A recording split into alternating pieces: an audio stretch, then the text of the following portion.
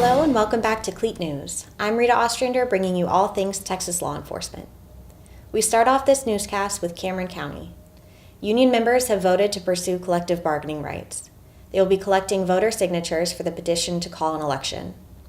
Local police in Brownsville have had bargaining rights for many years. If the petition drive is successful, voters will decide on the issue next November.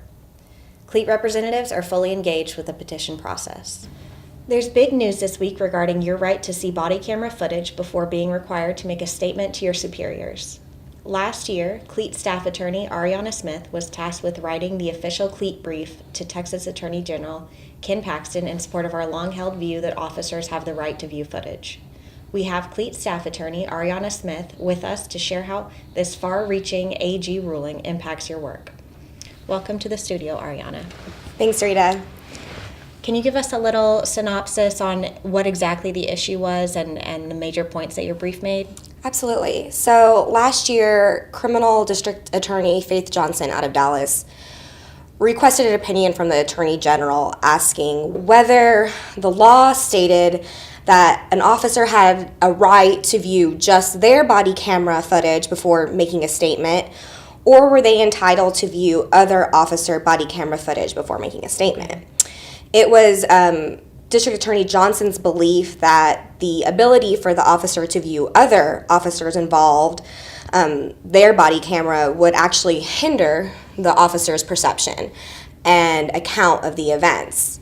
And so they were trying to err on the side that the officer would only be allowed to look at their body camera footage before giving a statement. And so we wrote a brief doing the statutory construction of the law, which actually stated that the officer was entitled to any recording before giving a statement. And using that language, it showed that the officer was actually entitled to view and to choose any recording that the officer wanted to before giving a statement, which would include other body camera footage of other officers involved. And so when you put that application into real life, that's actually how it should be, because when an officer is wearing their body camera during an event, sometimes the way they're positioned or something might obstruct the body camera, or sometimes their body camera can malfunction. And so if you restricted that officer to only looking at their body camera, they may not be able to see what happened, and then they won't have a clear perception of what actually occurred. And we've seen, in our experience as well, that when the officer gets to view other officers who were involved, they get the actual clear picture if their camera was working. And so that is what the AG opinion says, is that the officer is actually entitled to choose what footage they're allowed to view before giving a statement. And we believe this is going to help the officer get a clear perception, clear view of the incident as it unfolded in an objective manner. Yeah. Sounds like a very practical solution to a problem that really shouldn't exist in the first place. Absolutely. And there are opponents, of that concept who believe that it would taint the officer's perception and give the officer other views that they didn't really perceive at the time of the event, which we don't believe to be true, because the body camera only shows what actually occurred. It shows the objective events. And it's not like reading another officer's report where it gives their perception. It just gives the officer a clear view of what happened from all different angles. At the beginning of this past week, CLEAT was saddened to hear of the passing of Project Blue founder Mary Pinney. Mary and her family were camping when a storm blew through the East Texas State Park where they were vacationing. A tree fell on their tent where Mary died and her husband was critically injured.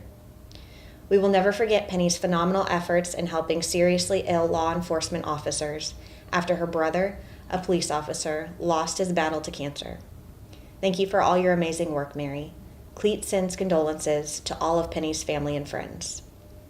CLEAT has reached out to Project Blue officers and offered to assist in making sure the project continues.